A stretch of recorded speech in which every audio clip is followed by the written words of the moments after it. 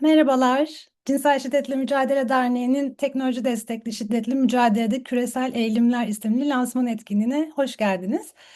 Bugün bizimle burada olduğunuz için çok mutluyuz. Ben Cinsel Şiddetle Mücadele Derneği ekibinden Nurgül. Bir saat sürecek bu etkinliğin moderasyonunu üstleneceğim. Dernekte önleyici çalışmalar uzmanı olarak görev yapıyorum ve bu yıl Almanya Konsolosluğu'nun desteğiyle yürüttüğümüz teknoloji destekli cinsel şiddet temalı projenin koordinasyonunu sürdürüyorum. Bu webinarda bu proje kapsamında gerçekleştirdiğimiz ikinci etkinlik oluyor ve ilerleyen aylarda bu gibi buluşma alanları yaratmaya devam etmeyi umuyoruz. Bugün Türkçe lansmanını gerçekleştirdiğimiz yayın, kadınlara ve kız çocuklarına yönelik teknoloji destekli şiddet alanında küresel önleme ve müdahale eğilimleri, gelişen uygulamalar derlemesi. Bu derleme UN Women ve SVRI yani Cinsel Şiddet Araştırma Girişimi tarafından geçtiğimiz yıl yayınlandı. Biz de incelediğimiz pek çok farklı araştırma ve rapor arasından bu yayını seçtik. Çünkü teknoloji destekli şiddet konusunda küreseldeki gelişmelere dair çok güzel ve kapsamlı bir resim sunduğunu düşünüyoruz. Rapora henüz göz atma şansı olmayanlar için linki tekrar chat'e bırakıyoruz. Buradan inceleyebilirsiniz. Raporun Türkçe çevirisi için sevgili Esin'e teşekkür ediyoruz. Kendisi aynı zamanda bugün bize simultane çeviri desteği de sunuyor. Yine çeviri sürecinde son okuma ve terminoloji tartışmalarına katkı sunan danışmanımız Sinem Hun'a teşekkür etmek istiyorum. Benimle bu heyecanı paylaştığı için. Ayrıca sürecin başından beri çok destekleyici bir şekilde sürdürdüğü iletişim için de yine bugün konuşmacılarımız arasında yer alan UN Women'dan sevgili Rafael'e çok teşekkür etmek istiyorum.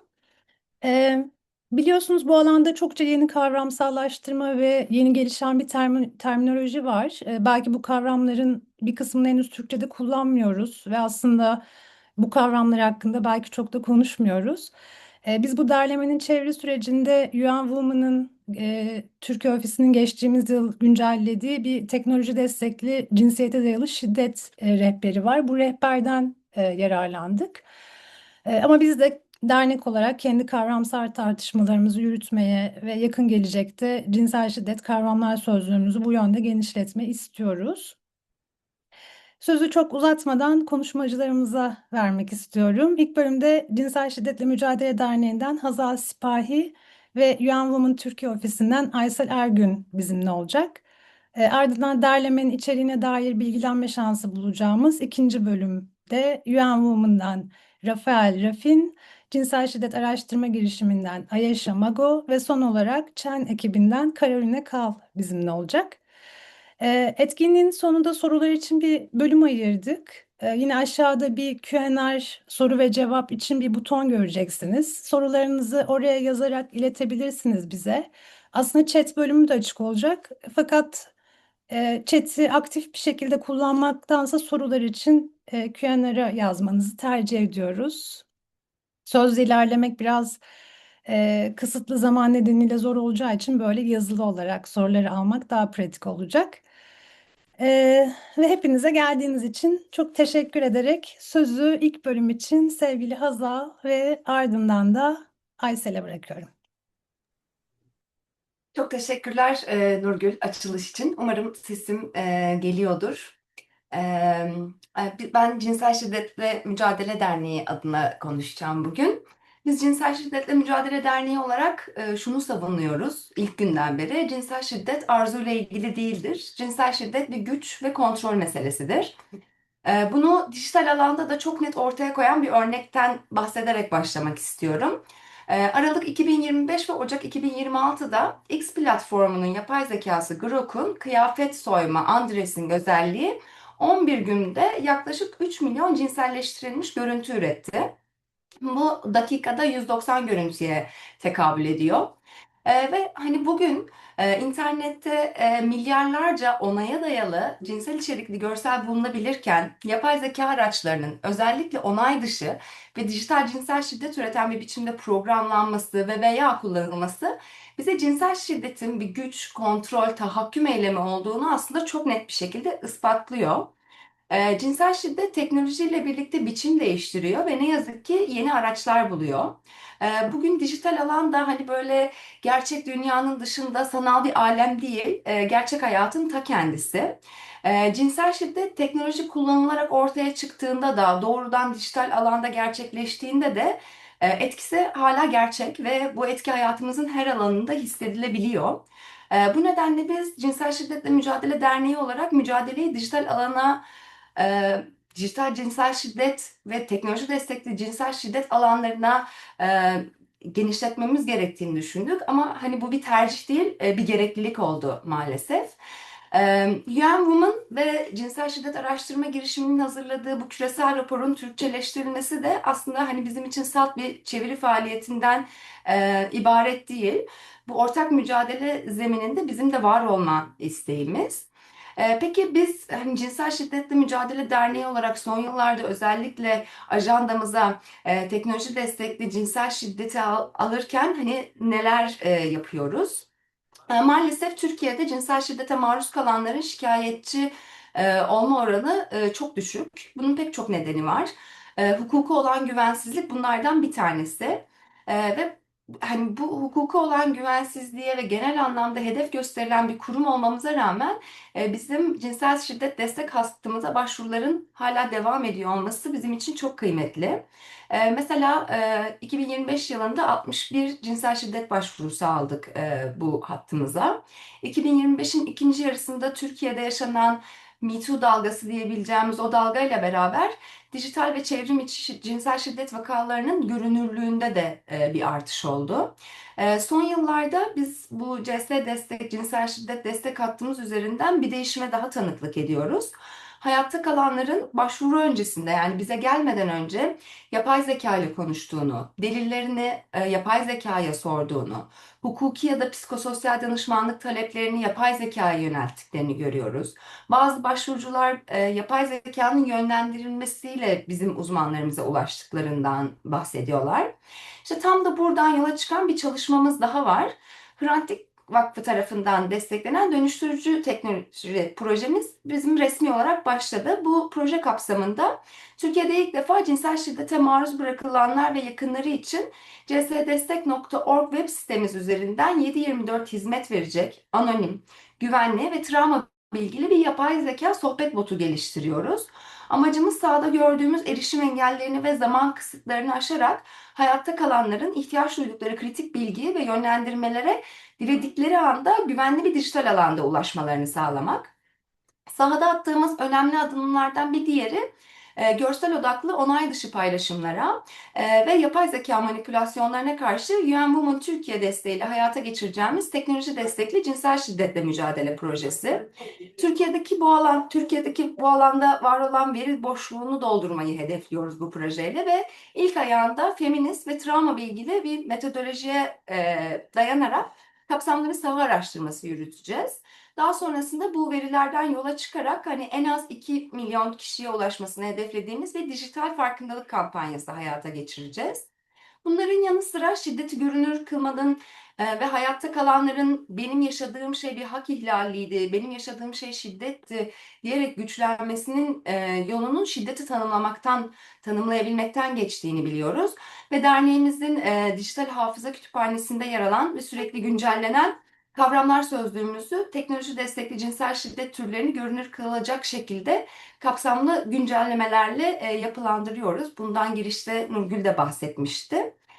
Buna ek olarak 2026'nın Ekim ayında genç feministlerden queer topluluklara, gamerlardan siber güvenlik uzmanlarına, yazılımcı kadınlardan içerik moderatörlerine kadar dijital alanın öznelerini hak temelli bir diyalog zemininde buluşturacağımız ve teknoloji destekli cinsel şiddeti çeşitli eksenlerde değerlendireceğimiz tam günlük bir etkinlik planlıyoruz. Yine bu mücadeleyi her alana taşımak ve medyada hak temelli haberciliği güçlendirmek adına da görsel arşivimize teknoloji destekli cinsel şiddetle mücadeleye yönelik yeni tasarımlar ekledik. Bu görsel arşivde özellikle medya çalışanlarının haberlerinde kullanması için hazırlanan görseller var. Ve yeni eklediğimiz tasarımların arasında da örneğin deepfake'ler sahte değil, verdikleri zarar gerçek, yapay zekanın bedenimden çek gibi sloganların yer aldığı yeni tasarımlarımız arşive ekleniyor. Bugün de hani Türkçe çevirisinin lansmanını yaptığımız bu kapsamlı rapor bize teknoloji destekli şiddetle neden sadece bireysel güvenlik önlemleriyle değil, kolektif bir güçle başa çıkabileceğimizi gösteriyor aslında. Diğer yandan rapor, siber şiddetle mücadele amacıyla getirilen mevzuatların uygun insan hakları güvenceleri bulunmadığında mahremiyet hakkı, anonimlik ve ifade özgürlüğü üzerinde orantısız kısıtlamalar yaratma riski taşıdığına dair de çok kritik bir uyarı yapıyor. Maruz bırakılan, hayatta kalan odaklı, sivil toplum destekli ve çok paydaşlı somut mekanizmalara bizce bu yüzden tam da bu noktada çok daha fazla ihtiyacımız var. O nedenle hani bugün lansmanını yaptığımız bu raporun Türkiye'deki cinsel şiddetle mücadele mekanizmalarının dijital çağa entegre edilebilmesi için hem sivil topluma hem de yasa yapıcılara rehberlik etmesini temenni ediyoruz.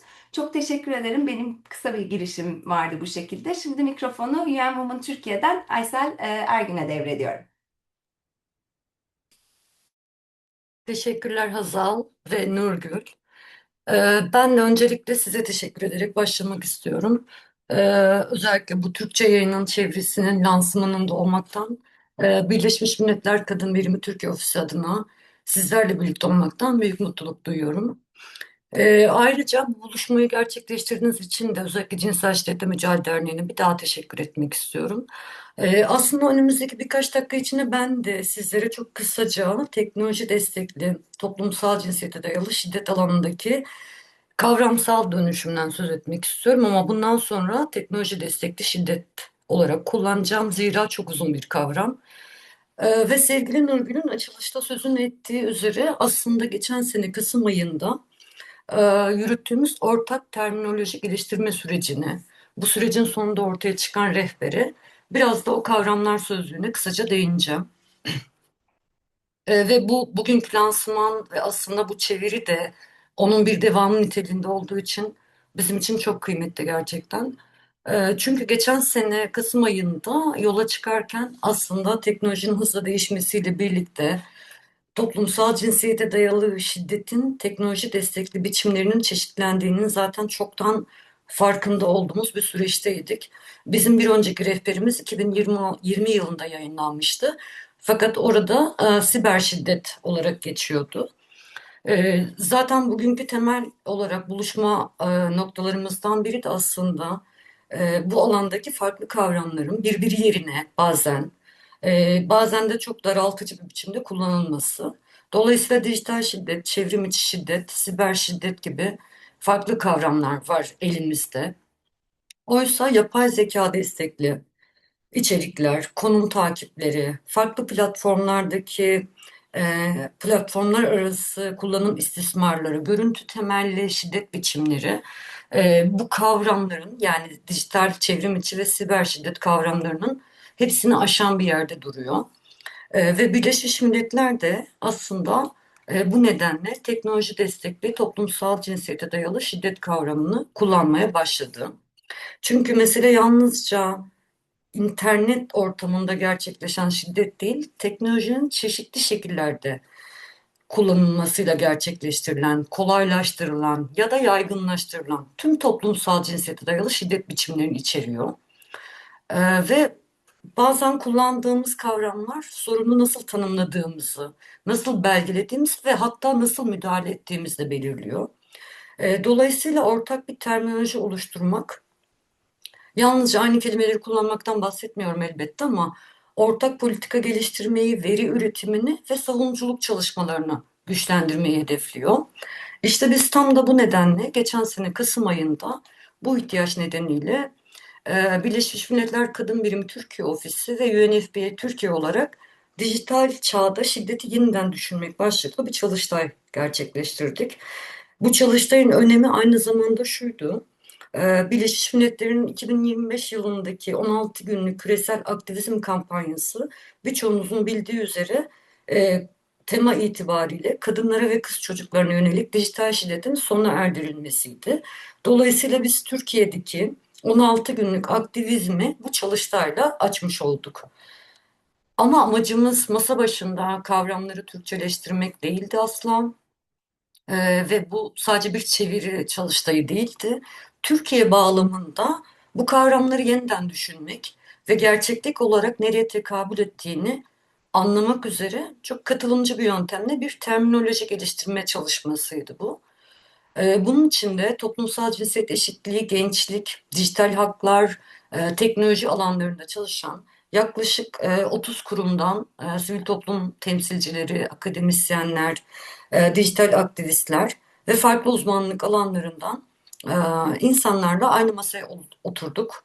Ve 2 günlük bir atölye çalışmasından sonra terminolojiyi hep birlikte ele aldık. İngilizce karşılıklar var ve bunların Türkçe'de bize neye tekabül ettiği ve Türkiye'de nasıl kullanıldığı, ne tür şiddet biçimleriyle karşılaştığımıza dair kafa yorduk.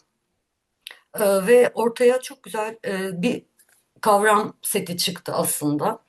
Ve bu kavram setiyle birlikte aslında 30 temel kavramı hem Türkçe karşılıklarını yazdık elbette ama bunların tanımları ne? Nasıl örneklerle karşımıza çıkar? Hangi araçları ve yöntemleri kullanıyorlar bu şiddet biçimlerini geliştirirken diye tek tek kavram kartlarını çalıştık hep birlikte. Yani sonuçta dediğim gibi sadece bir çeviri listesi çıkmadı ortaya. Türkiye bağlamında bir feminist ortaklaşa bir terminoloji ortaya çıktı. Bu terminolojiyle birlikte Birleşmiş Milletler Kadın Biriminin 2020 yılındaki adı toplumsal cinsiyete dayalı siber şiddet rehberi olan rehberin hem adı değişti. Çünkü bu sadece bunu kapsamıyordu. Siber şiddeti başında söylediğim gibi. Hem adı değişti hem de gelişen terminoloji, yeni şiddet biçimleri ve bu kavramları içerecek bir biçimde e, epey kapsamlı bir başvuru kaynağı olarak güncellenmiş oldu. Şu anki adıyla Teknoloji Destekli Toplumsal Cinsiyete Dayalı Şiddet Rehberi olarak güncellenmiş oldu. Fakat şunu da belirtmeliyim, en başından kavramları ortaklaştırmaktan bahsettim ama biz bu rehberin başında dijital şiddeti hala kullanıyoruz. Çünkü Türkiye'de dijital şiddet kavramı hem kamu kurumlarında, hem sivil toplumda, hem akademide yaygın biçimde kullanılmaya devam ediliyor. Dolayısıyla uluslararası alanda da henüz uzlaşılan tek bir kavram, tek bir terminoloji olmadığı için bu iki kavramı birlikte kullanarak hem Türkiye'deki yerleşik terminolojiye dair bağımızı koruduk hem de uluslararası kurumsal dönüşümle uyumlu bir rehber yayınlamaya çalıştık. Ve bütün bunların bu arada linkini elbette göndereceğim. Hem eski versiyonlarını hem yeni versiyonlarını Türkçe ve İngilizce olarak web sitemizde yayınladık. Bu çalışmanın bir diğer kıymetli sonucu ise sadece rehberde bu kavramlara yer vermek değildi aslında. Dijital şiddet kavram ağı oluşturuldu. Dijital şiddet kavram ağı etkileşimli bir e, kavram haritası olarak tasarlandı. Bunun da linkini ileteceğim sohbet bölümünde. Burada yine bahsettiğim üzere her 30 kavramın tek tek açıklaması, Türkçesi, İngilizcesi ve diğer kavramlarla bağlantısı. Aslında tek başına her bir kavramın tek başına bir şiddet biçimi olmadığı diğer kavramlarla ve diğer şiddet biçimleriyle nasıl etkileştiğini gösteren, yaşayan bir kaynağa dönüştü bu aslında. Ve tabii ki 30 kavram birbiriyle ilişki değil ama bir kavram üzerine tıkladığımızda onunla bağlantılı hangi 5 kavram var, hangi 3 kavram var ve bu kavramlar kaynaklarını nereden alıyor diye güzel bir ağ oluştu burada, kavram ağı oldu ve bu da kamuya açık bir biçimde aslında erişime açık. Ee, Ve bunun devamında aslında sadece bunlarla sınırlı kalmadı. Yani yaklaşık bir sene bile geçmedi ama çok önemli aşamalar kat ettik. CŞM'de bu konuda bir teknoloji destekli AI tasarımlı bir platform çalışma yaptı. Şu an bugün lansmanını yaptığımız çalışmada bunun devamı niteliğinde. Onun dışında bu katılımcı yönteme iştirak eden, birlikte bu sürece kafa yorduğumuz sivil toplum örgütleri, gençlik örgütleri, alanın uzmanları bütün bu çıktıları kendi kapasite geliştirme eğitimlerinde, alanlarında e, ve özellikle cinsel şiddet ya da teknoloji destekli şiddet alanında çalışıyorlarsa bu kavramlarla birlikte var olan dokümanlarını da güncelleyerek aslında bunun yaygınlaşmasını da sağladılar. Ve bizi bu çok mutlu etti elbette. Çünkü Yani şunun da altını çizerek buraya bağlayarak bitirmek isterim. Teknoloji değişmeye devam ettikçe e, buradaki şiddetin biçimleri de bunları tanımlamak için kullandığımız kavramlar da değişmeye devam edecek. O yüzden bu aslında tamamlanmış bir çalışma değil. Sürekli gelişen, birlikte öğrenmeye açık ve yaşayan bir süreç olarak e, görülmeli. Hep birlikte böyle görmeliyiz. Çünkü aslında burada da sadece aynı dili konuşmayı kastetmiyoruz. Aynı kavramları konuşmayı kastetmiyoruz. Aynı olguyu daha iyi anlamamıza, görünür kılmamıza daha etkili çözümler geliştirmemize katkı sunuyor ortaklaşan bir terminoloji. E, Umarım vaktinde bitirmişimdir. Tekrar CŞM'de çok teşekkürlerle bitirmek isterim. Biz de çok teşekkür ediyoruz Aysel katkıların için. Hazal sana da aynı şekilde. Güzel bir giriş oldu, sağ olun. Şimdi biraz daha bu derlemenin zaten üretici isimlerinden olan Rafael ve Ayşe'den biraz daha derlemeye dair derinlikli bilgi alacağız. Sözü Rafael'e vereceğim. Bize biraz daha yasal ve politik düzenlemelerle ilgili bilgi verecek. Teşekkürler Rafael. Thank you very much, Nogul. I will speak English and share my presentation so that it gives a few seconds for those who need to turn on the interpretation. Here I am.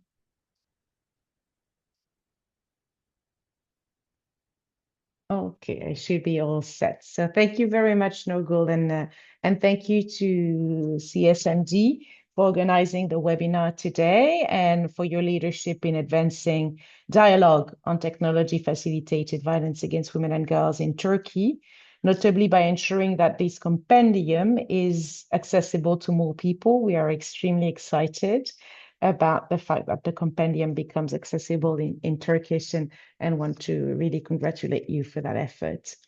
I would like also to thank today our partner, the Sexual Violence Research Initiative, represented today by Ayesha, who will speak just after me, for their collaboration on this important agenda over the past years.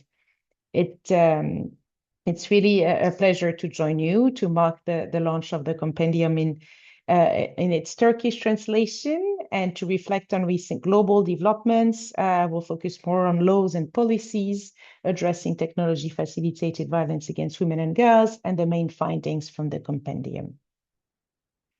So, and it has been said by the distinguished speakers in introduction before me, but for many years now, and with an acceleration since the COVID-19 pandemic, and the increased digitalization of the world population, while of course noting unequal access to digital technologies and a growing digital gender divide, we are witnessing a rapid escalation of technology-facilitated violence globally, driven by increased connectivity and the widespread use of digital platforms.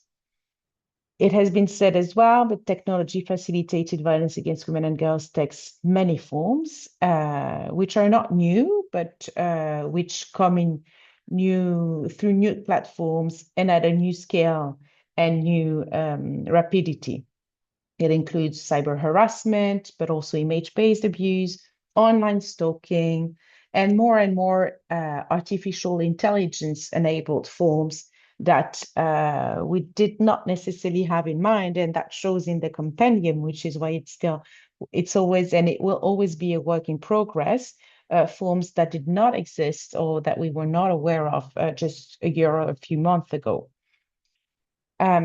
Importantly, it can result in real impacts, which is sometimes overlooked, including physical, sexual, psychological, social, political, and economic harm.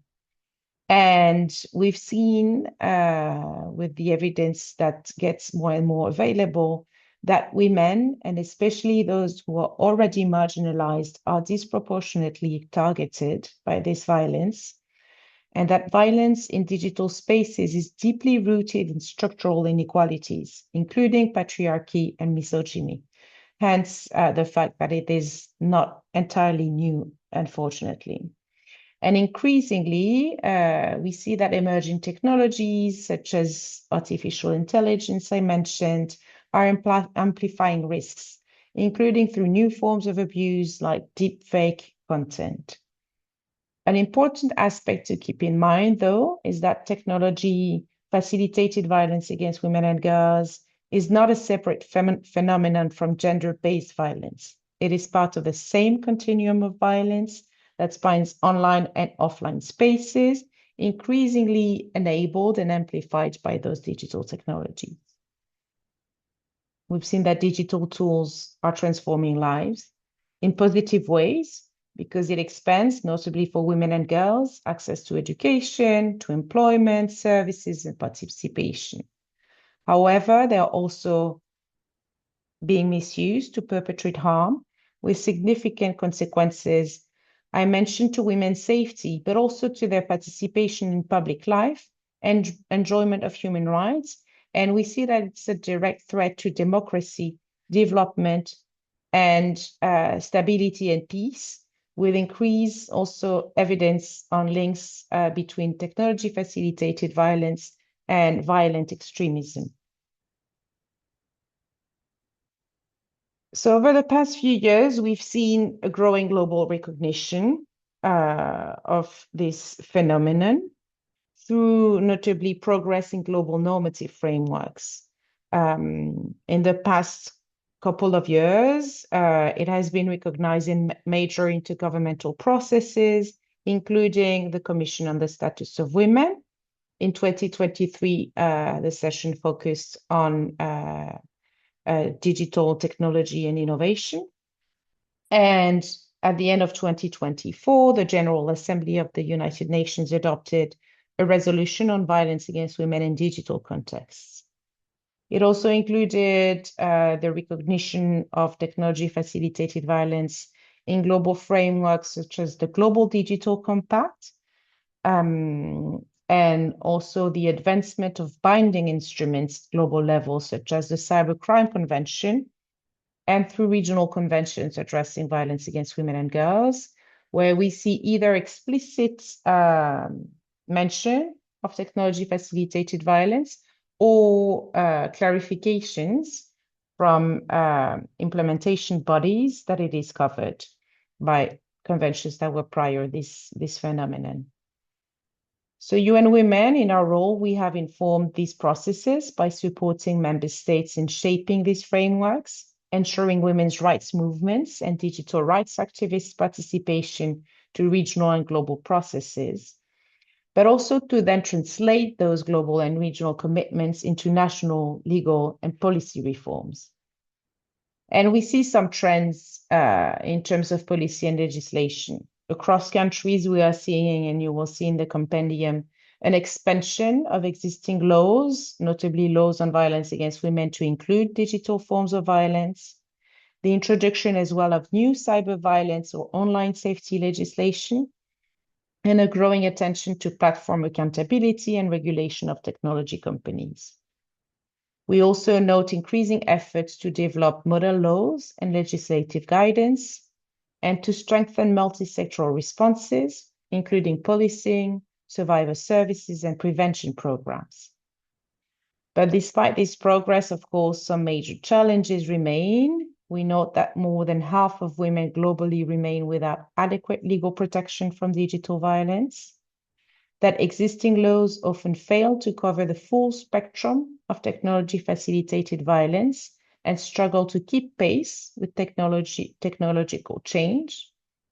Implementation gaps also persist due to limited capacity, to weak enforcement and lack of coordination. And finally, we note some significant data and measurement gaps hindering evidence-based policymaking. So in that landscape, the compendium was developed, as was said, by UN Women together with SVRI in response to this need to provide a single, accessible resource that consolidates emerging practices across laws, policies, programs, and initiatives addressing technology-facilitated violence against women and girls from all kinds of stakeholders. So you will find government response, local authorities, civil society, but also the tech sector and the industry response examples. A few important points about this compendium is that it captures diverse entry points from all these different partners. It includes legislative, preventions, and response measures, including survivor-centered approaches and safety by design initiatives. But many of these practices are emerging. That's why we speak of emerging practices and not good practices, because most of them have not yet been evaluated because they are still pretty recent. So, as I mentioned, it is really designed to be a working document, a living resource that will be regularly updated as new evidence and practices emerge. And that's why also the fact that it's more accessible and those conversations like today are important, because we are constantly interested and keen to receive suggestions from you all about practices that are relevant to consider in this. It aims to provide examples to inspire replication, adaptation, and innovation, and to build a bridge between policy practice and future evaluation efforts. Drawing from this compendium, several key findings already emerged for existing practices. I will briefly present them. The first one is that we've noted a growing but fragmented legal responses. So action is being taken, but approaches really vary. There is no yet standardized or normative shared approach, and that those frameworks that are existing are often partial, inconsistent, or fragmented. Many laws also address very specific offenses, but they don't capture the full continuum of digital violence, or they also very quickly become outpaced, including, for instance, when I mentioned those new manifestations through the use of artificial intelligence. Many laws that have been recently updated are still not applicable to these evolving manifestations. I mentioned the implementation gaps, but it's a continuous challenge, including in ensuring access to justice for survivors. It has been addressed also, you might be aware, recently by the Commission on the Status of Women in March this year, which focused on access to justice and really called for also how to leverage digital technologies to enhance this access. So the absence of these shared norms also results in a lack of comparable data, because different systems approach and define this violence differently. And and we've seen as well that the most promising multi-sectoral approaches are those that combine a whole set of measures, including legal reform, prevention, and digital literacy, combined with platform accountability and survivor-centered services. So we're today still at a very critical moment. There is clear momentum that is captured by notably this compendium in global norms, regional norms, and country policy and legal developments on technology-facilitated violence against women and girls. But we now need to make sure that it is translated in effective, implemented legal and policy frameworks. So this requires continuous advocacy for strengthening implementation of existing norms, closing legal gaps, investing in data and evidence, and ensuring that responses keep pace with technological change to address the significant gaps. So I hope the examples that are highlighted in this compendium can help inspire further dialogue and locally relevant action in Turkey and beyond. And I will now pass over, or maybe over to Ayesha, who will complement some of these elements from her perspective. Thank you.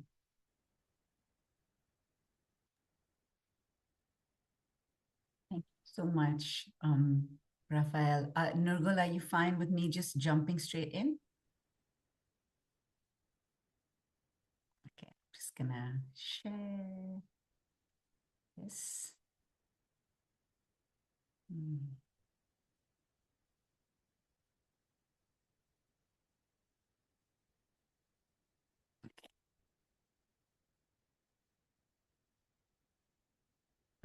So thank you so much for having me. It's really great to be here. And I just want to echo what Rafael said about, congratulations on the Turkish translation of the compendium. It's really a great initiative. We're thrilled to see that it has been translated. I see that we do not have that much time, so I am going to just try and focus on the key things and cut some of my presentation. Just to quickly tell those of you who don't know the SVRI, we have over 13,000 members, and we are the world's largest global network working to advance research on violence against women and violence against children in low and middle income countries. We work across 4 different pillars, and I'm happy to answer questions about our work, but I'm not going to go into it now because, as I said, of time. I think, again, Rafael has already said, why we think the compendium is so important, but just to emphasize, I mean, I really think the fact that the compendium pulls all of this different knowledge, all these programs, tech companies trialing safety features, new regulations, and all into one place is enormously helpful.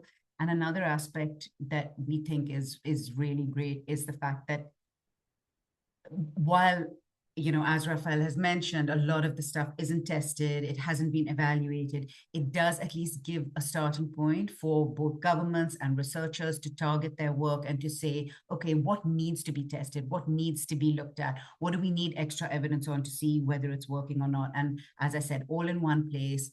Lots of different examples side by side, lots of illumination of sort of types of work, especially from the global south, which may not get the sort of airtime and attention that they need. So we think the compendium is a really valuable resource. And again, we're thrilled that it has now been translated. So I'm just looking, I went through a couple of sections to illuminate just so that you see the kinds of things that are actually in there and to add to the sections that Rafael has talked about. So for instance, on prevention, the kinds of examples that you will see in the compendium are strategies that really address the drivers of violence, that look at prevention from the point of view of curbing abusive behavior, making the broader digital environment safer for women and girls. And there are different approaches that are highlighted in the compendium. So one, for instance, is advocacy, movement building, awareness raising. So great examples of that are in the compendium are from TechHer, Nigeria. And what they do is they run public education programs delivered through social media. They run digital safety workshops. They have things called coffee and circumvention sessions at universities where they guide students and then they answer all sorts of students' questions on what is online violence, how do we deal with this stuff. So, that's just an example of an organization doing some brilliant work in Nigeria, which is locally contextualized. And it's one of the examples of the type of thing that you will see in the compendium. Take Back the Tech, which is a global collaborative campaign that works through local partners, locally contextualized on this like whole set of messaging around tech safety and digital safety. Again, that's an example that is in the compendium. Another approach that is highlighted is around digital literacy and education. So you'll see on my slide here, this thing called FTX Safety Reboot, which is a program that was designed by the Association for Progressive Communications. And what this does is it trains women human rights defenders to use digital technology safely and creatively. And then it has digital security training included in it, which looks at things like mobile risk management, safety in digital storytelling, and really looks at how do activists build capacity to properly understand digital security for themselves. So that's another type of approach that you'll see. And then another approach under prevention in the compendium is around tech solutions. So one that I just thought I'd highlight, and there are a few, is something you may have heard of, which is Stop NCII, the Stop Non-Consensual Intimate Imagery Abuse. And what this does is it uses privacy first, what they call hashtag technology. I'm still getting my head around, how does this really work? But it is quite remarkable. And basically what it is it's a digital fingerprint of an image or something called a hash that is shared with platforms. And that then blocks this image from being uploaded in the first place, if that's what you want, or ensures that any matches that are out there are found and removed. So these are just the reason I thought it would be interesting to do it this way is just to show you that these are the types of things that come under the different sections of the compendium, which then, you might be interested in looking at and then learning about further. Then a section on response. And here you'll see things like what are national governments, civil society, and technology companies really doing in terms of measures to support survivors, to improve accountability, and to strengthen institutional capacity. So we're going to actually be talking about in a little bit. I know Carolyn is here from Bloom, and she's going to talk about specific digital tools to support survivors. And that, sorry, from Chen, she's going to talk about Bloom. But there are other sort of approaches as well. So dedicated helpline, for instance, the cyber harassment helpline that was set up by the Digital Rights Foundation in Pakistan in 2016. And this is the first dedicated toll-free helpline for victims and survivors of online harassment in the country. It provides a real model for other people to use. It goes into multiple languages. It provides help from on the phone, through social media, through email. So it's a great model. Another aspect that I wanted to highlight was around law enforcement, because it's a gap that we constantly see with law enforcement in different countries, really grappling with this issue because of the problems of crimes are not defined in specific ways, the correct training isn't being given. So the people who are on the front lines of complaints often do not know how to actually deal with those complaints. So I wanted to highlight the Women and Children Cybercrime Protection Unit in the Philippines, which is in the compendium. And what they have is a really specialized unit within the National Police's anti-cybercrime unit. And they are specifically trained on TFGBV, ongoing internal training. So officers really have the skills and capacities to start handling those types of things. And then there's the platform level tools. So there are many of these, of course, and you'll have heard of many of the tools which are working or are not, or are supposed to be working.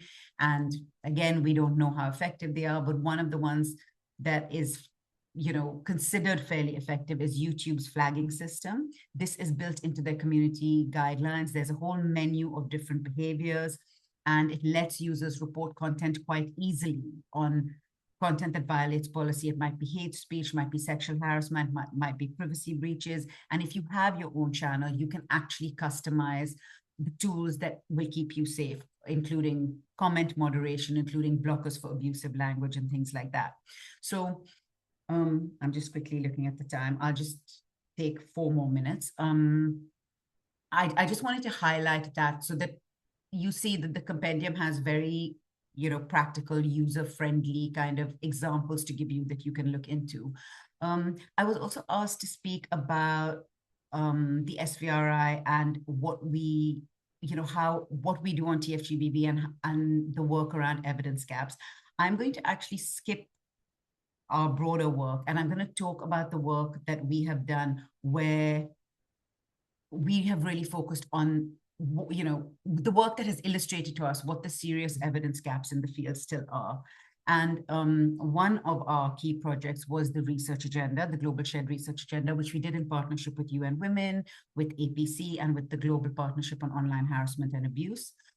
And here we saw that there were many key gaps. And although this was launched 2 years ago, I would say that these are still, to a large extent, these are still true.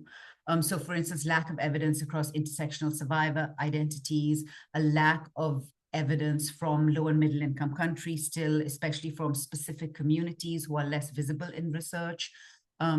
Behaviors and motivations of perpetrators really do remain poorly understood within the TFGBV evidence space. So these are some of the things that actually came out in the research agenda, which now is being used by funders, by practitioners, and by researchers who are sort of using it to guide their decision-making in terms of what should we really look at and what should we fund within the evidence building space. A second piece of work that really looked at identifying evidence gaps was something called the Evidence Gap Map. I will say that is a very narrow piece of work that specifically looked at prevention and response interventions that were quantitatively evaluated and that had a control group. But one of the things that was really striking about this was that when the researchers were looking for these studies, only 2 of the studies that came up that had evaluated interventions were in low and middle income countries. Secondly, they found that we really the sort of range of interventions really needed expanding, which means much more funding needs to go into funding interventions that are then tested out and evaluated. And they also found things like some of the interventions on child sexual abuse material online or on hate speech perpetration showed some positive effects, others didn't. But actually, overall, the biggest thing we found was we don't really know much about what is working in prevention and response in the TFGBV space. And then thirdly, I wanted to just focus a bit more on the perpetration aspect, because that's another area that we really do not know much about. And lots of people are starting to do work on this. But one of the pieces of work that has highlighted certain things at the SVRI is a piece of work being done by our Evidence Resource Hub, which is part of the Data and Evidence Subcommittee of the Global Partnership for Action on Gender-Based Online Harassment and Abuse. And there, the Evidence Resource Hub is really trying to provide additional research capacity and support to the partnership's membership. And for those of you who don't know, it's a coalition of 16 different countries who are, focusing on this area and working on it. And what this study did was it looked at 249 studies as part of a scoping review. And again, found that almost none of them were from high-income countries that were looking at perpetration. Almost all of them looked at intimate partner violence perpetration. So not all the other forms of TFGBV that we, of course, know exist. And another really critical thing that we found was that the studies on perpetration were focusing on individual factors, so personality traits, attachment styles, personal histories of people, and not on structural and platform level aspects that are the things that governments and policymakers can in fact act on, but that we actually have the least evidence on. So I'm talking about algorithmic amplification of misogyny, or the way online communities might normalize specific forms of violence, or anonymity and how platforms afford a certain level of anonymity. And those sorts of things were not actually highlighted in this scoping review across these 249 studies. So again, when we do this work, we see that we have some information, and we have quite a lot of information, but it still tends to be focused in very specific areas and not necessarily the areas where we really need to advocate for change. And I'm actually going to draw this to a close now. I was going to tell you a little bit about the TFGBV community of practice, but what I'll do is I want our other colleague to have a chance to speak. So I'm going to pop in the sign up and the information page into the chat so that people have that, and I will draw my presentation to a close. Thank you so much.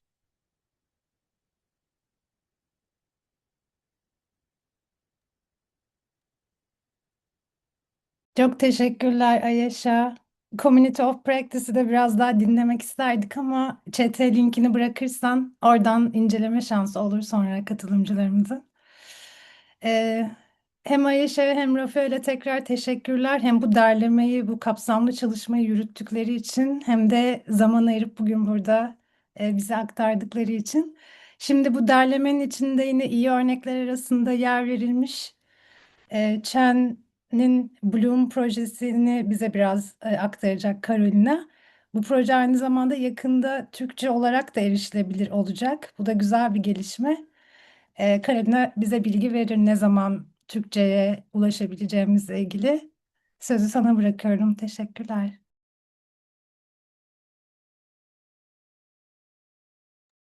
Thank you so much. Thank you so much, everyone. It's a pleasure being here. So I'm going to share. Oh, for some reason now I can't share. I had the sharing. Oh, it moved. Let me just. Can you all see it now? Yes, we do. Right. Thank you so much. So I'm Carolina. I'm the Survivor Service Facilitator at Chen. Chen all understands that a lot of violence happens online, but we also want to encourage survivors to stay online, as most of our life now happens online. So and then we also believe that tech can heal our relationship with ourselves, with our relationship with technology. and increase awareness and understanding of all forms of gender-based violence, including and especially tech abuse. So this is our main platform, survivor-based platform called Bloom. As you can see, it follows our trauma-informed design principles that, I mean, we can discuss more. But so here we've got some courses. I'm going just to move all the, one sec, because I can see everyone. So we have our courses. Let's start from the beginning. So we are in we're in 7 languages now. We're adding Turkish and Arabic. So I'm now in our staging website, and you can see that Turkish was added here, but obviously we haven't uploaded yet, so it's still work in progress. We recorded sessions on all forms of gender-based violence that will be uploaded in Turkish. We want to reach out to the community in Turkey, but also diaspora. So let me show you our courses in English. So the layout, the interface of Bloom will change, and will change with Turkish. Our resources in Turkish will be the first ones to go in our new website. So we streamlined all these courses into sessions, standalone sessions where survivors will be able to choose their own pathway for healing. However, I want to show you some of the topics we discuss. For instance, image-based abuse and rebuilding ourselves is a course. Each course is divided by week and themes. For instance, let's see, week 2, unpacking and processing our emotions. And then we also talk about individual emotions that we may feel and sense, like fear, guilt and shame, betrayal and anger. So if you go into one of our sessions, you have a 20-30 minutes video talking about the topic. We've got video transcript, so survivors also can read that, but also read instead. There's always an activity that follows where survivors can practice as their own time as well to better understand and unpack their emotions and their experiences. There's bonus. Sometimes there are bonus content where you add a little bit more information about the topic, and then also there are grounding exercises here, a selection of grounding exercises where, again, survivors can try at their own pace and experience, and whenever they feel anxious, look, there's like coping with anxious and intrusive thoughts, anything that we need to really come back to our bodies and really remind ourselves that whatever happens to us is not our fault. We also have a list of activities, again, so we can unpack experience, emotions, and better understand what is going on in our mind, in our heart, in our bodies as well. We also have a messaging service in 7 different languages. So you can type our team that is based all across the world, basically, and they can reply to your questions as you navigate Bloom. We understand that information can also bring memories, can trigger different emotions and feelings. So in order to unpack that, they can also write to our team.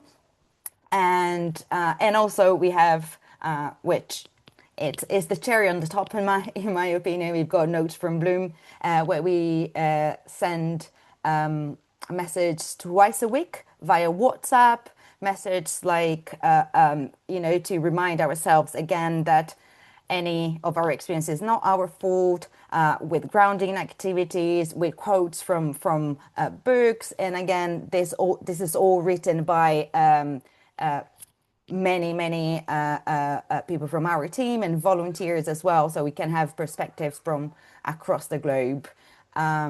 So Bloom is free, and again, it's in German, French, Spanish, Portuguese, Hindi, Arabic, and Turkish now.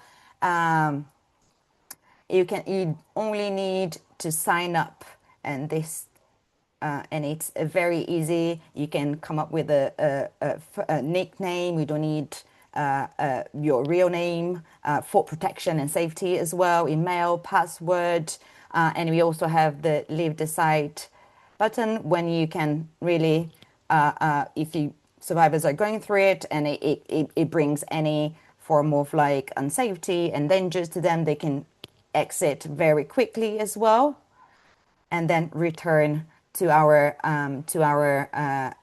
website. So here we've got our most popular course is recovering from toxic and abusive relationships, but we also have reclaiming resilience in your trauma story, society, patriarchy, and sexual trauma, healing from sexual trauma. We have a series of somatics,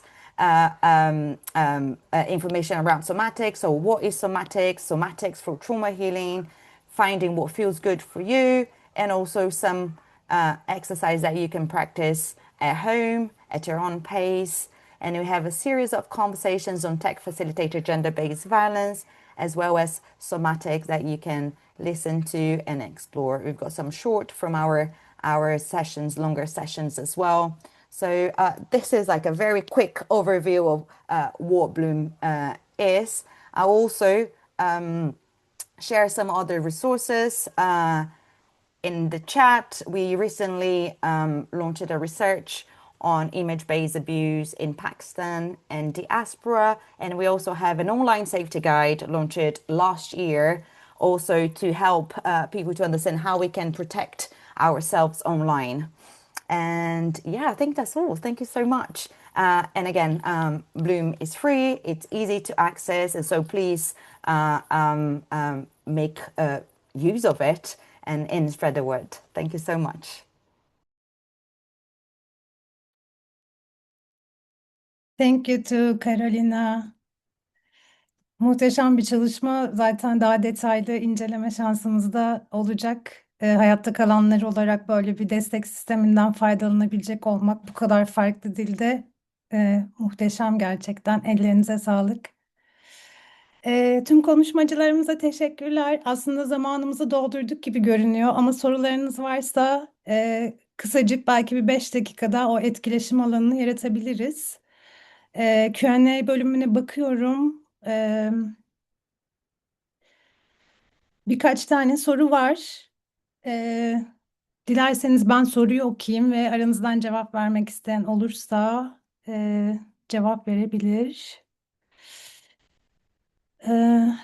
It really surprised me those research mentioned by Ayesha focused on individual factors instead of systemic and structural determinants of tech-based violence. Do you think that this type of understanding downgrade our work to develop a better protection and prevention, and of course, how to deal with it? Ayesha. For me? Yeah. Mm-hmm. I mean, so I think the point that we were trying to make from the scoping review of the perpetration work is that it just really highlights for us that, you know, of what we know, the knowledge base is too narrow. So, and we do believe that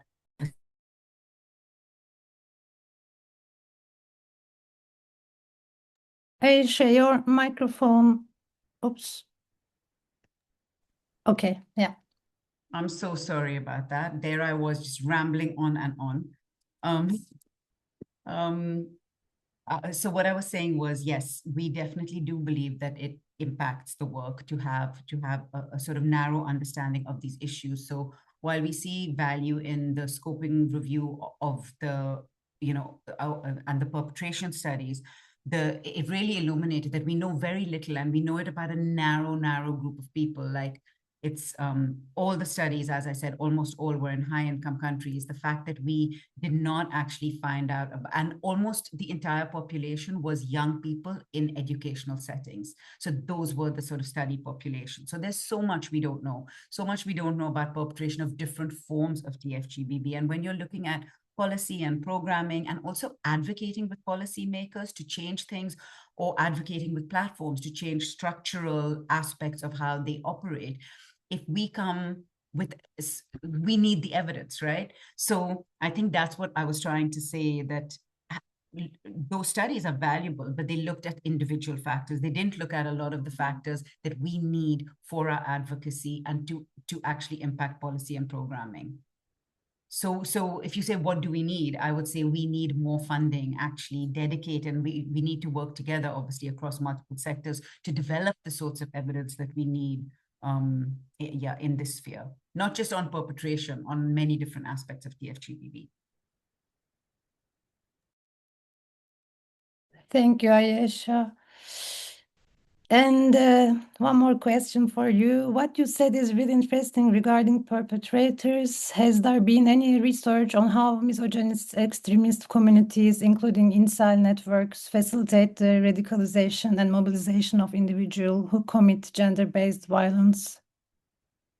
Yeah, so I mean, Rafael might also have stuff to add to this, but I definitely want to highlight, if this is an area that you're interested in, there is a lot of work being done by the Christchurch Call Foundation, and they specifically focus on this area of linking online extremism and radicalization, basically online misogyny to extremism and radicalization and terrorism. And they run a project called the Catalyst Project that is currently deeply immersed in doing research in this. And the other organization that I'd like to refer you to is ISD, the Institute for Strategic Dialogue. They also have some excellent pieces of work that focus on this. Again, I can pop the links in the chat if that would be helpful. That would be perfect, Ayesha. Thank you.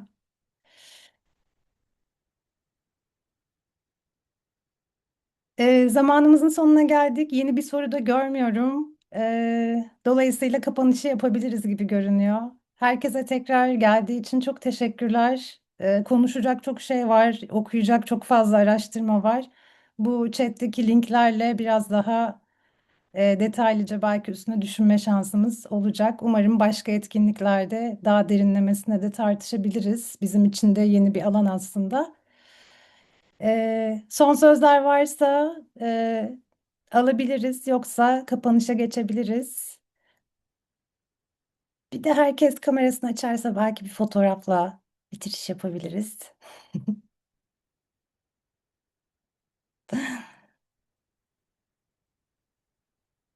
Süper bir fotoğraf alıyorum.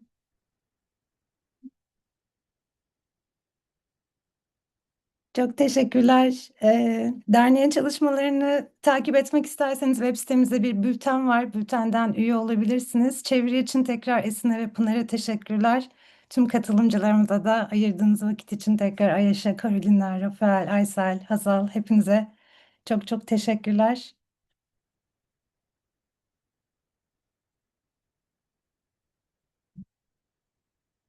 Thank you,